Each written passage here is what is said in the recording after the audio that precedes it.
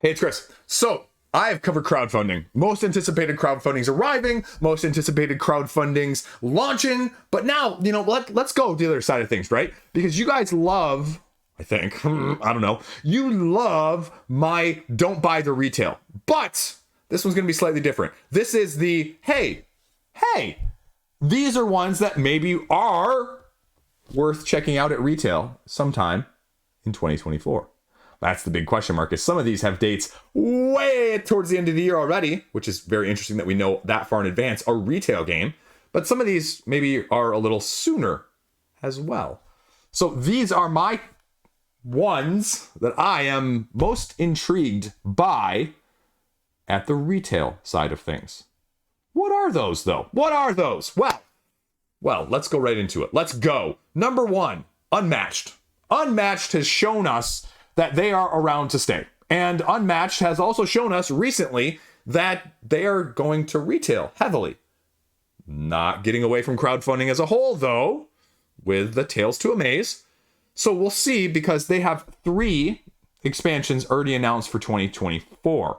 One, the Folklore box, the Japanese Folklore box, which has some samurai in it in Q1. Shakespeare with somebody else sometime in Q3. And then the big announcement from early December, late November, whatever it was, The Witcher is coming to Unmatched in Q4. Now, put an asterisk on this one. The first 2, pretty sure those are both retail. Almost assuredly, 100% the first one is. I'm assuming the second one is along the lines of, say, your Cobble Fog, your Houdini Genie, that sort of thing. Witcher, though, Witcher! I hope that goes to retail. Because if it doesn't, it's because of this, right? Because that aspect of things, The Witcher, you've seen it on crowdfunding elsewhere, right? Are you passing up a lot of extra cash? Not to get it on crowdfunding that way. A little slight deluxeification with the miniatures like they did with Tales to Amaze. Yeah, you could totally see it happening, couldn't you? So we'll put a slight asterisk on that one right there. The other game, head-to-head dueling. Oh, man, I was not expecting this, right? I'm hoping to have my Voidfall review out from Mindclash. But to be completely transparent, the upcoming announced Ironwood from Mindclash has me, I dare say, more excited than actually most of the announced crowdfunding games for 2024. Because on this channel, I love your 2-player asymmetric duelers. And Mindclash is putting one out? Okay, right? It's like Roxley putting another one out in the form of Radlands. Show me what you got, baby! And that just makes me super excited. The Woodwalkers versus the Ironclad. Tactical dueling, card-driven. Is it going to be more Radlands? Is it going to be more Summoner Wars? Or is it going to be adaptable, expandable like a Summoner Wars-ish? Either way, I mean, I really want to see what they can do with this. And they very clearly say it's coming from their sub-brand, known for more smaller and more accessible scale of games. And so, I mean, I have to be intrigued by this. The pictures give you the vibe of almost like a pagan, almost Summoner Wars-esque, but I have no idea what to expect with this one. And the other question I always ask with something like this, right, is it different enough than, say, those others out there, right? Pagan, Fate of Roanoke is definitely different enough. You know? Wizards of Grimoire, the more recently one, definitely different enough. But otherwise, I mean, we see, 2 dozen of these types of games a year, easy. And sometimes it's easy to tell the differences. Sometimes it's very difficult. Which one is right for you? So that's why I'm so excited by this. I mean, just the sheer combination of those 2 makes me giddy in anticipation. So this may be one of my few rare retail straight buys as a whole. I say that very sparingly as well. So speaking of that, we'll just stay with the 2-player duelers. Star Wars Unlimited.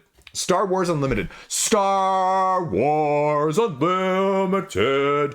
Bum, bum, bum, bum, bum, bum, bum, bum, bum. And that's why I'm so excited. Like, that's the other thing. I have almost pre-ordered several times a starter set. Because my 3-year-old, actually, if my 3-year-old was older, he is in love with Star Wars. He has watched all the Star Wars movies with his 8 and 9-year-old brothers, which is probably not good parenting on my side of things, but whatever. It's just Star Wars. It's not like they're watching Die Hard or something. But I'm looking at this and going, man, can I not? Like, I have avoided the Lorcana trap, right? The Lorcana Venus flytrap, the Lorcana quicksand. I've avoided that Disney sinkhole. However, the Star Wars sinkhole, whew, I'm not sure I can avoid that. My older one, my oldest, I guess I should say, is actually diving in. I sort of gave him some of my books from the uncanon, if you will, like books from my childhood. I gave him the beginning book in the Thrawn trilogy. Yeah, you know that's the best trilogy out there. You all wish that was canon still too. I know, I can hear you in the comment section. But I actually really love the artwork of this. And from what I'm reading online, I'm part of one of the Facebook groups. People really seem to like it. Now, that Facebook group is probably not the best place to get info because they are clearly biased towards it in the first place, right? But gameplay, mechanically speaking, they say it's more complex than Lorcana. So I'm okay with that. I'm also a previous owner, maybe a current owner still, if I go to my parents' house, of the old Star Wars Decipher CCG. So I have some history with it as well. Nostalgia there, in addition. Do I like the expandable side of things? Do I like the deck constructing side of things? Not really, but can I force myself to do it? Probably. So if either of those kids shows an interest in it, well, you know where my cash is going. But is it right for you, though? Is you really want to get into one of those again? I don't, but will I? Maybe. Against my better judgment. Okay. Kiri. This is the other one, coming from Mugen Gaming, also being distributed by Lucky Duck Games, also in the line of these 2-player head-to-head duelers. Paper, scissors, rock, slash! And you just got to deal your opponent Samurai 2 damage, and you win. And it's just getting available right now from their web shop, and it's going to be probably making waves, and you're probably going to be seeing people get it in the near future and making waves on the reviewer circuit as well, because Lucky Duck sent out emails, I don't know, like probably 2 or 3 months ago before it was even going to be in stock again. It came out at like Essen, and a few people got copies, and a few of the biggest channels talked about it, but no one else has been able to yet. So it's $15 at retail as well. So that one, unlike the other previous similar games, is going to be much more affordable, and maybe that fits your ilk because it's going to be a lot shorter than any of those as well. A lot simpler to get to the table, and boy howdy, is that something that cannot be overrated as well. So that one's on my list. Then, you know what? Let's talk about it. Marvel Champions is getting, finally, the best comic saga in the X-Men history. Although Krakoa era, I do like my Krakoa era as well, more recently. Age of Apocalypse, Age of freaking Apocalypse, finally! We are getting it! Now, the question is, what other heroes are we getting with Age of Apocalypse? What heroes are going to be in the box? The separate heroes as well that come in the hero packs that go along with that wave, that cycle, whatever you want to call it. We don't know yet. But, I mean, awesome, right? Sometime, I think quarter one-ish, I think it's quarter one. And FFG. Do I play Marvel Champions anywhere near enough to justify most of the stuff I have in my collection? Nope. But that's also a game someday I'll teach my kids. Nope. I will. Nope, I won't. So I'll try, because they're big Marvel, as you've heard me spout elsewhere, right? Marvel Dice Throne, Marvel United, Marvel Legendary. We've got a bunch of it in my house. Marvel Legendary has not been played in a long time. That was probably a fool's errand to buy, but they did like it when we played it. And actually, they're old enough probably to understand the strategy now. So maybe we should dip our toes back into that. Anyway, Age of Apocalypse is just Age of Apocalypse. In case you're not familiar, basically Xavier dies, Magneto takes over, and Apocalypse conquers everything. And then you've got these villains that are heroes because it's a completely alternate timeline. And it's going to be really interesting to see how they do the alternate timeline, especially with Apocalypse's 4 Horsemen. So I mean, if there was one that I was going to get straight out, retail pre-ordering, maybe I'll just get this and Ironwood and Star Wars Unlimited all together as well. I'm getting sidetracked. Don't buy these. Oh, Chris. Okay. So, I mean, you can tell, right? Like, I'm hyped about these. These are ones that I'm passionate about, folks. The other one. This is probably the only guarantee. This is probably the only guarantee on this list. And it's weird to be this far down on the list, but as soon as I say it, you'll know it, because if you've watched my channel with any length of time, you will know that I am a huge abstract fan. Huge. Tsar, Tak, Hive, Yinch, Lacuna. There's another GIPF game coming out. MATRX. MATRX. So it was supposed to be out year's end. Sometime in 2024. I don't care. I'm going to get it. It's going to be in my collection. I don't care. It's apparently going to be able to be combined with other GIPF games like Devon, Punkt, Zertz, Yinch, and Thmask, opening up new tactical options that can be mastered. And it's just using expansion essentially as well. So I'm not sure if it's going to be everything I want it to be, but my wallet's going to help me find out. So, I mean, again, if you're not an abstract person, this isn't the one I'd say to start with. Go buy a copy of Tsar, go buy a copy of Tak or Hive and see if that tickles your fancy. Or even better yet, go buy Lacuna and see if that does you anything, and then start there and work your way elsewhere. That's what I did. Zertz was one of my first ones along with Tak. And then we basically blew the doors off of things. And that's why I love them now. I'm not good at them, folks. I don't pretend to be good at these games, but I love and enjoy them much, much more so than a lot of the other types of games that I play on a regular basis. So that's why it's on this list. And we also have a game that's actually from 2023, but it hasn't really gotten wide marketing or availability outside. Actually, I think it's crowdfunding in the first place. And it's from Fractal Juegos. And this is Sea Dragons, where you have sort of an area control protecting the island in 4 different kingdoms from pirates. And you're going to be sinking ships using your dragons, but you have to be very careful about where you're locating them on the area, on the board in the first place around ships, because if you place them too close to other dragons, you're actually going to be giving dragons your treasure. And this is a very interesting looking game. And it has a German adaptation as well as a Spanish, but the English version has not really been widely available in North America at retail. And so that's really why I'm very interested in this. It's not available pretty much anywhere right now. So I'm intrigued to see where this goes, especially with the modular board setup. And I mean, dragons, right? Freaking dragons. So there's that. The Vale of Eternity, also sort of one that had a little bit of a low, I think, keying in one of the conventions towards the end of the year, but it's an engine building with creatures. Tell me if you heard that one before. But the unique dynamic here is that you're going to be having a 3-phase situation, draw cards, well, maybe not so unique, draw cards, take actions, including selling, taming, or summoning cards, as well as then the resolution phase where we just could use all the effects. And endgame trigger, game includes many creatures, myths all around the world. I like that aesthetic. I like engine building tableau systems. And if it can give me anything close to Res Arcana Light Plus with a good aesthetic, okay, I'm intrigued. And this one is actually, again, from Mandu Games. So we'll see where this one goes and is available from North America sometime, hopefully in the future. Then we also have the latest upcoming, hopefully this year, from Rock Manor Games, from the makers of Lawyers Up, as well as Maximum Apocalypse, The Few and the Cursed. And this is Stardriven Gateway. You have a crew, you're commanding your individual ship, depending on, it says what episodes, so you're going to have different scenarios potentially, cooperative, competitive, solo. You're managing the crew on the ship to explore, uncover the galaxy and getting mysteries and mission fulfillments along the way. Power, weapons, shield, promoting the crew, recruit the crew. So pick up and deliver as well with multi-use cards. Kind of a Star Trek-esque vibe going on there. So I want to see what Rock Manor can do with this, because this sounds like something I would be intrigued in as well. Then we also have one sneak peek here towards the end of this video. Well, photos have leaked. Pre-orders are up in Europe. Heat pedal to the metal. It's only going to get one addition new car, but you can pre-order right now? Okay.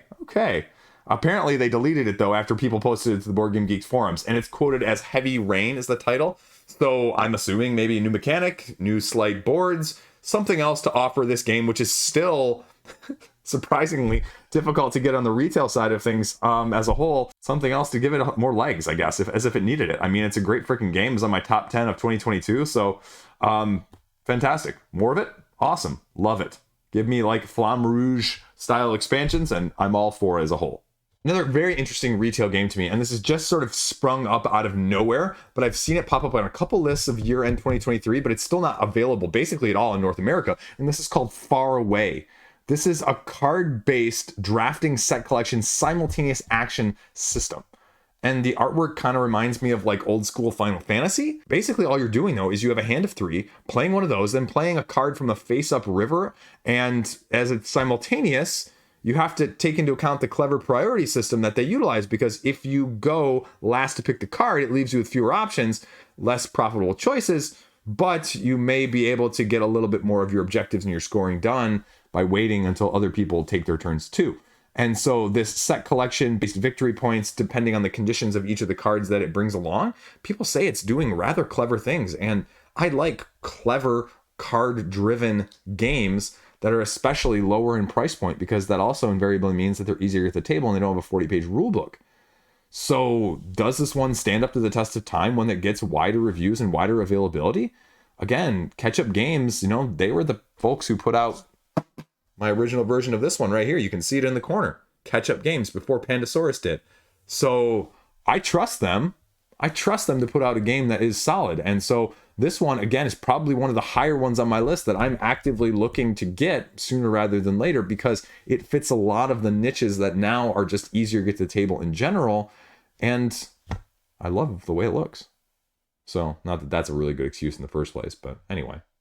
The other game that came all of a sudden out of nowhere, news announcing in the lines of Quacks of Quedlinburg, was Die Quacksilber von Quedlinburg das Duel. I'm mispronouncing everything, but basically it's Quacks of Quedlinburg, the Duel. A two-player version of Quacks of Quedlinburg where you're actually creating potions in order to attract patients closer to your stall in order to treat them. And the person that does the most treating of the most patients over, I think, 11 different patients they say, wins the game at the end. Basically, at the end of the round, you get to weigh in what you think the next round is worth, and the loser of whatever card value that is then takes a bonus or potentially what was offered by the winner in the first place in order to get it. So it gives you that dynamic, sort of like, again, I'll say this, Splendor Duel is a fantastic two-player game. It completely eclipses and does everything better than Splendor originally that people wanted.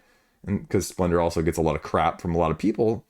It's a great gateway game for kids, by the way. But, Quacks has some criticisms of being too random, but it's taking the bag building mechanism here and giving you a different life with a two-player duel that made a little bit more control, a little bit more head-to-head negotiation tactics that maybe there aren't a whole lot of tactics in the first game that you may have wanted in the first place, but I think this sounds absolutely fantastic.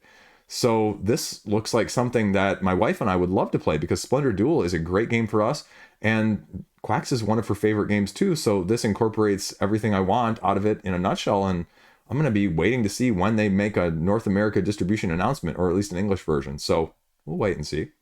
Now then we're going to go a little bit different. Direwolf, I'm assuming this is the one I really am not sure about on this list, that is going to retail, I would assume, but again, what do you say about people who assume? You make a person out of you and me. But this is one of the latest upcoming ones from Direwolf Digital. This is going to be Invincible, based on the comic, based on the Amazon series you may be more familiar with, the hero building game, which is going to take a deck building aspect that is going to run the gamut, the course of season 1 from the show. Now you're dropping it in and being able to protect your skills, and being able to drop it in and use your skills to protect innocence, as well as go through the events without any spoilers of said season 1 in the first place. Get better using your abilities, have multiple ways to conquer story-driven scenarios. So replayability, how do things dynamically change? How many characters are we going to be given from it in the first place? And what is Direwolf going to do with it that's going to make it unique from more of a deck building standpoint in the superhero genre? Like, we've heard and seen that many times before. Per the description, at least, we're getting 4 characters, as well as some photos from one of the more recent conventions at the end of the year. There's going to be, standees, actually, and colored ones at that. So no gray plastic to go along with this game. Again, uniqueness, theme, IP, is it going to tug at you, or are you going to say wait and see? And if it goes to retail, with Direwolf's other ones more recently, we've seen them throw in a little extra, a little promo here or there to get it from them, as opposed to waiting for elsewhere. So is that going to be part of this, especially if it's at the retail side of things? Again, no details out at this point, so we'll have to wait and see. We have 2 other ones coming out sometime as well, upcoming in 2024 from Devir. So if you like Devir's heavier side of things, these 2 may be for you. The first up is Salton Sea, based off a unique location over in California by the Mexico border. It's salty lake. It uniquely generates geothermal energy, and you're going to be using worker placement in order to harness that, drill in, extract the steam in the hot water to obtain lithium, and sell it in the first place. And you want to get away from fossil fuels, so, right?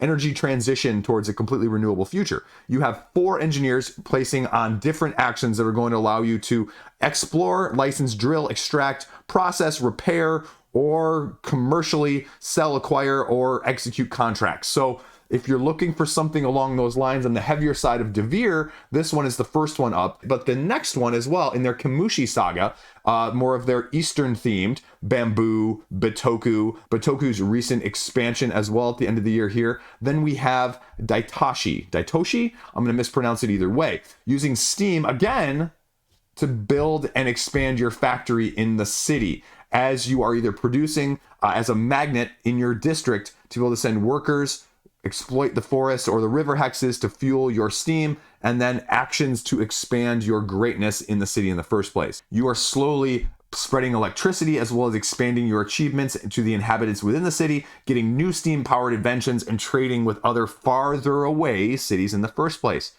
You're helping the city build a gargantuan project in order to, well, help the city as a whole. So how much you contribute may actually affect your score in that sense as well. But you're going to have to deal with yokai that are guarding parts of the forest that you may be trying to resource and gather from in the first place.